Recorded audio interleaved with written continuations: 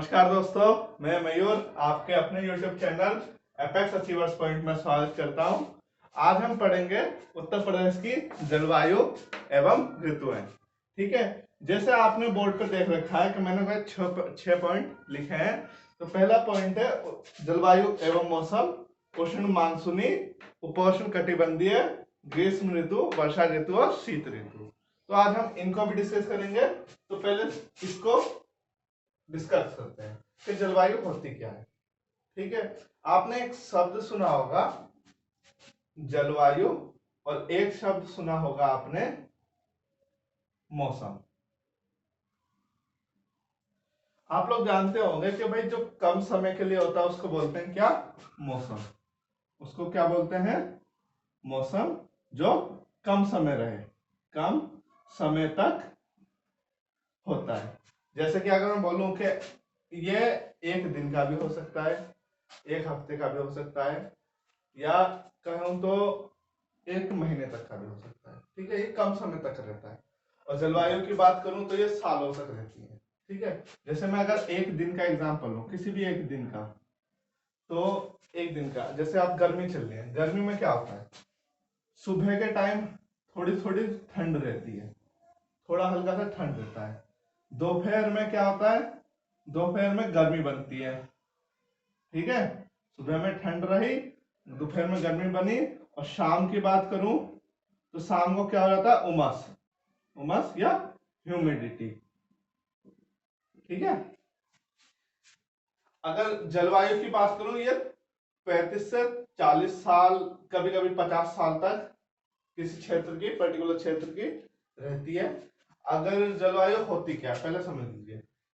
किसी क्षेत्र का जो मौसम है वो मौसम कैसा है, उसका औसत जलवायु कहलाती है। मतलब क्या बोला मैंने कि मौसम का औसत, मौसम का औसत क्या है?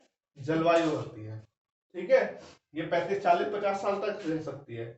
जैसे अगर किसी क्षेत्र का मौसम में अगर मैं बोलूं कि 8 महीने गर्मी पड़ती है और 4 महीने मैं बोलूं सर्दी। ठीक है, सर्दी, तो उसका मौसम कैसा होगा? उसका मौसम होगा उष्ण कटिबंधीय। ठीक है, और अगर मैं बात करूं कि 6 महीने गर्मी पड़े और 6 महीने ही हमारा सर्दी, तो मैं बोलूंगा ये सम जलवायु है उधर की, उष्ण कटिबंधीय जलवायु और सम जलवायु। ठीक है, और अगर मैं बात करूं कि 4 महीने गर्मी पड़े और 8 महीने सर्दी, तो बात होगी उसकी, कहेंगे उसको शीत जलवायु, ठंडी जगह है। ठीक है, तो ये होता है। अगर इस सब में बात करूं तो उत्तर प्रदेश की जलवायु कैसी है? तो उत्तर प्रदेश की जलवायु है उष्ण कटिबंधीय। क्यों? क्योंकि यहाँ पे साल में अधिकतम समय उष्ण कटिबंधीय या गरम गरम हवाएं चलती रहती हैं।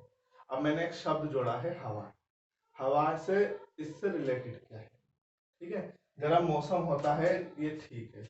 उत्तर प्रदेश का जो मौसम है वो थोड़ा गर्म है, मुकाबले पूरे साल का जो एवरेज देखा जाए तो गर्म रहता है, इसलिए मैंने बोला उष्ण कटिबंधीय। अब थोड़ा देखते हैं हवाओं के बारे में, मानसूनी के बारे में। ठीक है, इसको लिख लो, आप मिटा दो। हमने ये देख लिया था जलवायु और मौसम। अब बात करते हैं मानसूनी, उष्ण मानसूनी। ठीक है, उत्तर प्रदेश का मौसम कैसा है? उष्ण मानसूनी। अब ये कैसे बोल रहा हूँ?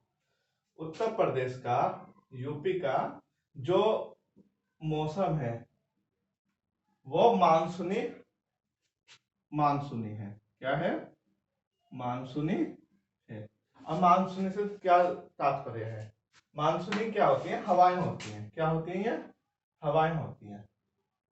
और कैसी हवाएं होती हैं ये हवा ऐसी होती हैं जो अपनी प्रकृति के हिसाब से, प्रकृति के हिसाब से अपना मौसम चेंज करें। ठीक है, या प्रकृति के हिसाब से ये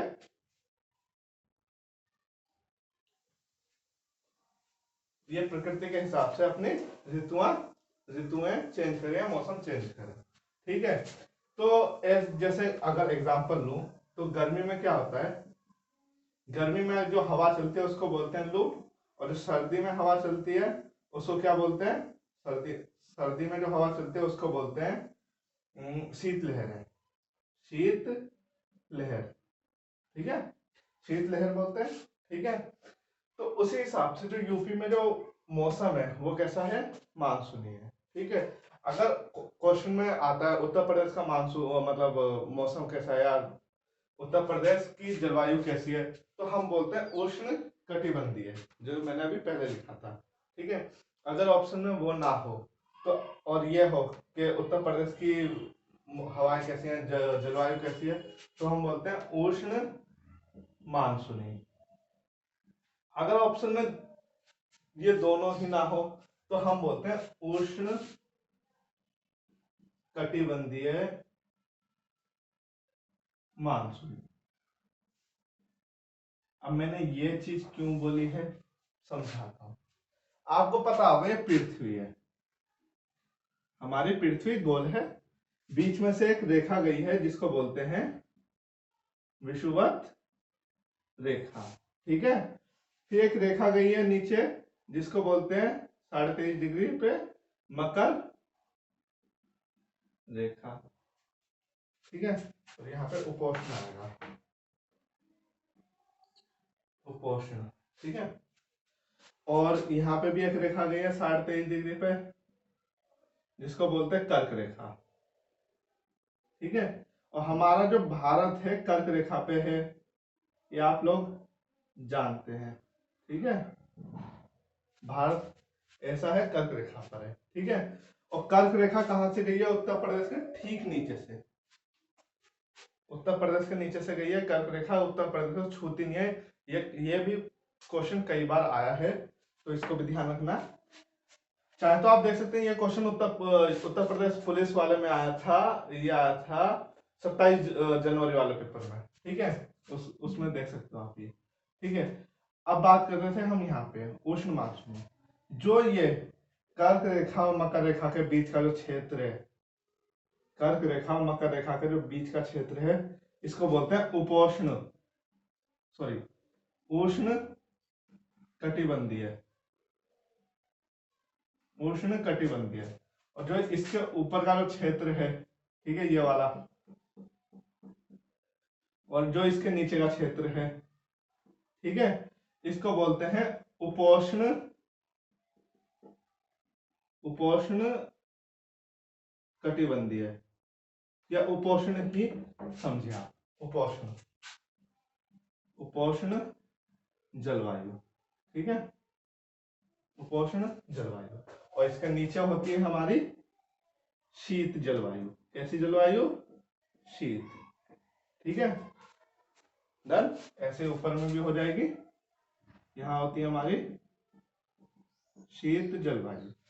ठीक, तो इस प्रकार उत्तर प्रदेश जो है वो करीब करीब यहाँ आता है, थोड़ा सा ऊपर 23.5 डिग्री से ऊपर, मतलब कि कर्क रेखा से ऊपर।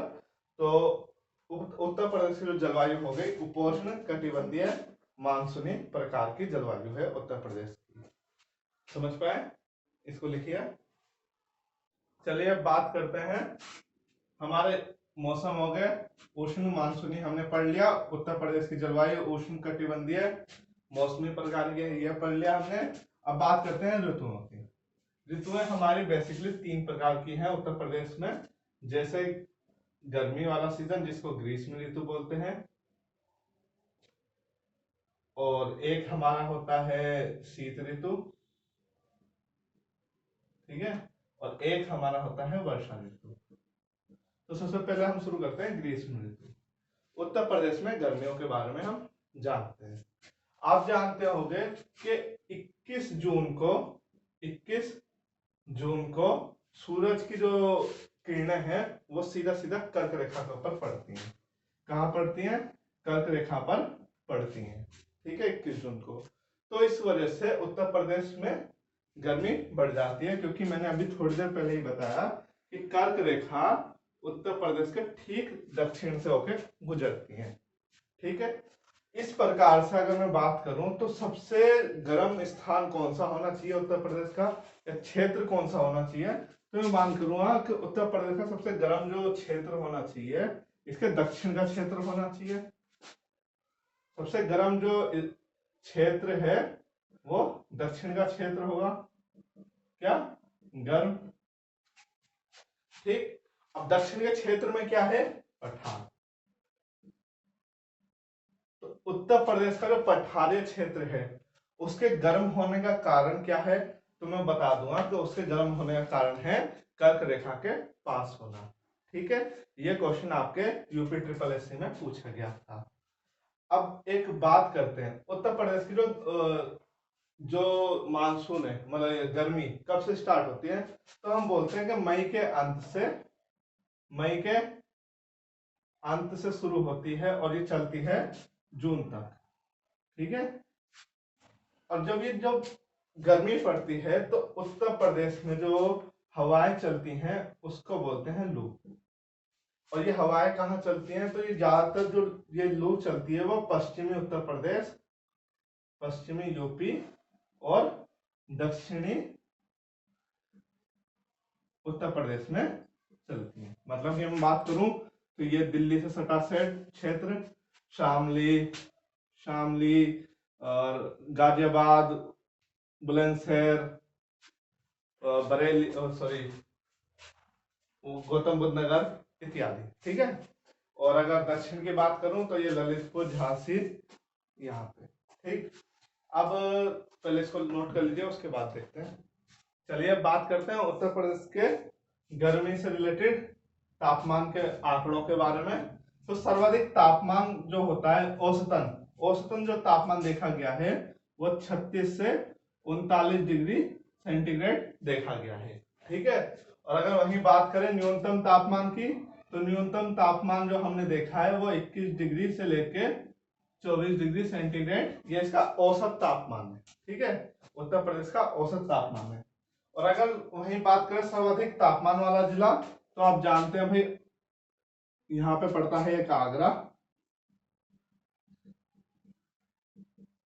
और दूसरे नंबर की बात करें तो यहाँ है झांसी। ठीक है, और सर्वाधिक न्यून तापमान वाला जिला तो वो है बरेली।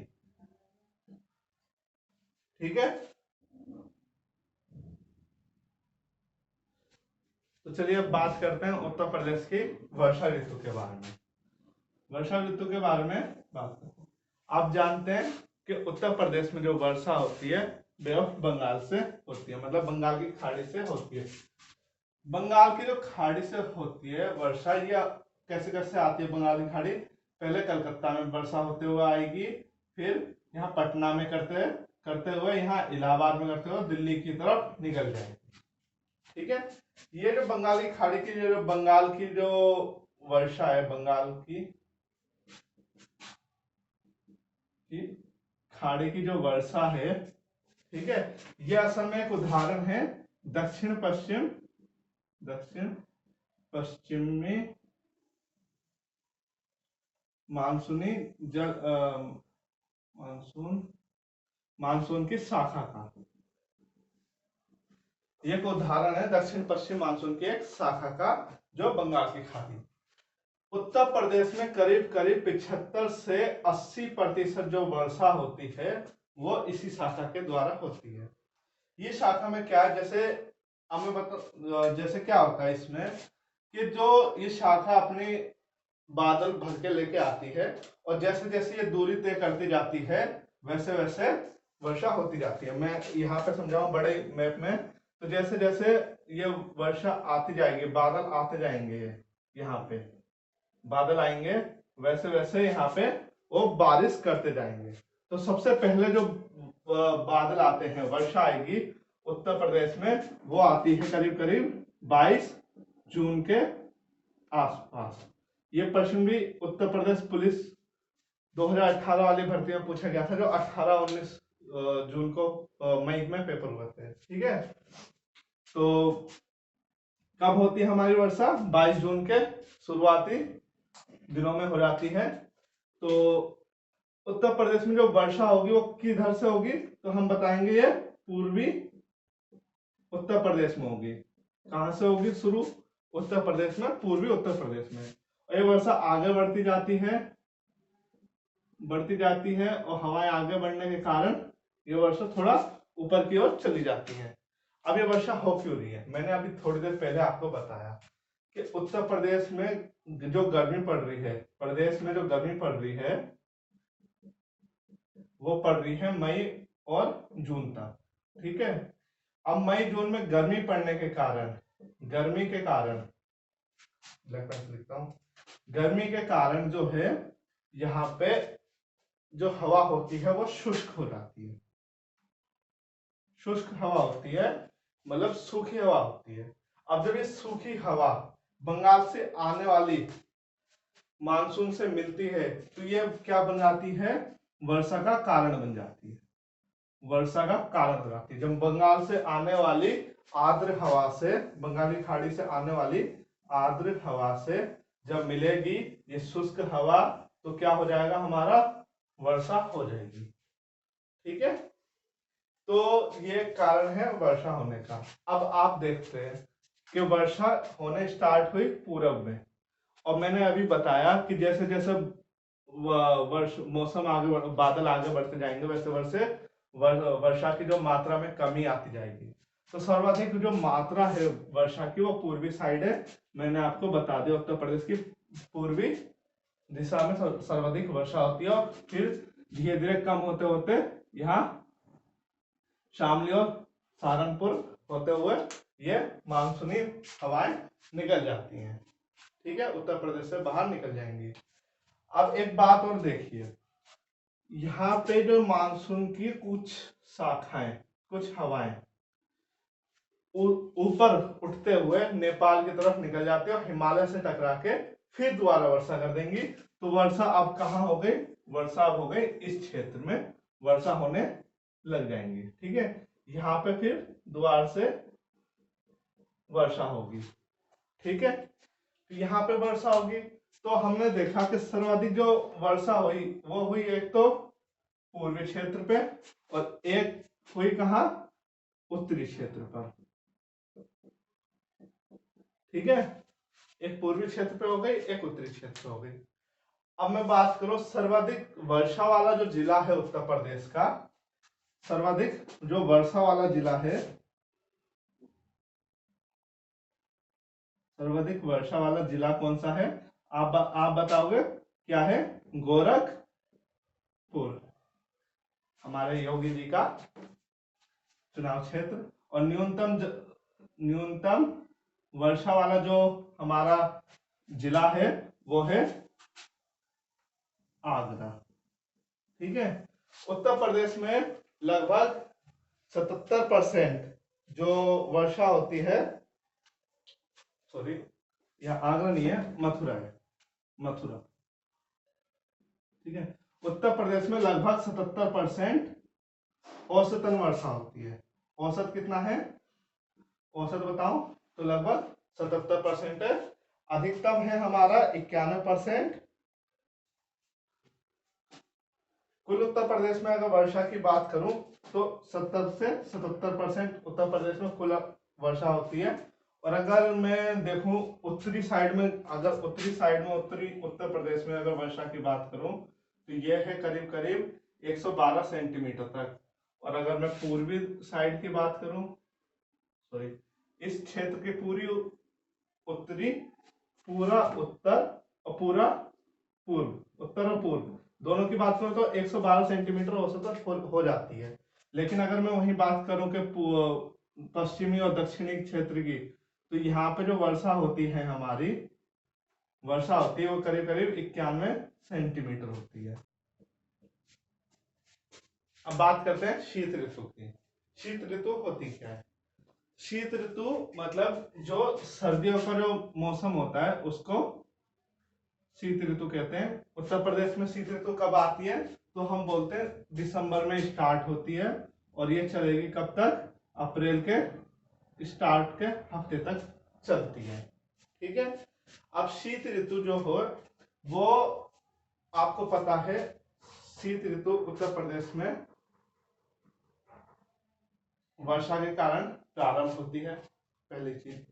अब शीत ऋतु होने के कारण, ठंड होने के कारण क्या होता है, यहाँ पे हाई प्रेशर रेंज या एरिया बन जाता है। ठीक है, हाई प्रेशर एरिया होता है, जैसे आपको पता है तापमान कम होगा तो हाई प्रेशर रेंज बन जाता है, और अगर तापमान बड़ा होता है तो लो प्रेशर रेंज बनता है। ठीक है, अब बात करते हैं, एक हमारे उत्तर प्रदेश में ठंड के माहौल, मतलब शुरुआती दिनों में 1 जनवरी के आसपास, 1 जनवरी से शुरू होता है। 1 जनवरी से पश्चिमी विक्षोभ नाम का एक पश्चिमी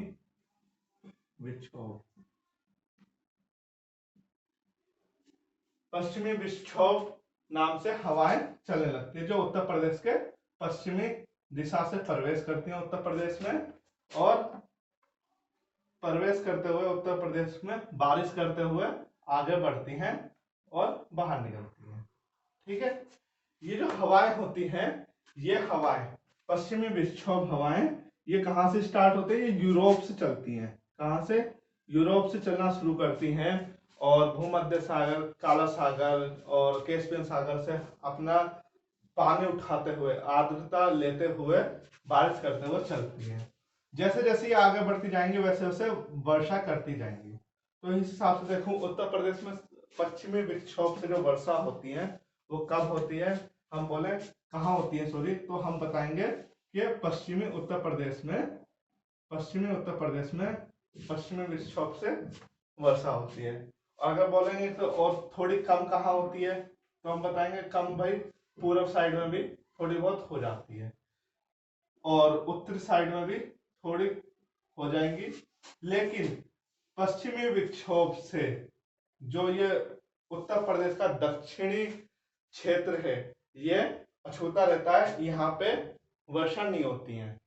ठीक है, तो यही प्रश्न बनता है कि पश्चिमी विक्षोभ से या शीत काल में, शीत ऋतु के दौरान जो उत्तर प्रदेश के किस समय या किस क्षेत्र में वर्षा नहीं होती है, तो हम बता देंगे ये उत्तर प्रदेश के पश्चिमी क्षेत्र में वर्षा नहीं होती।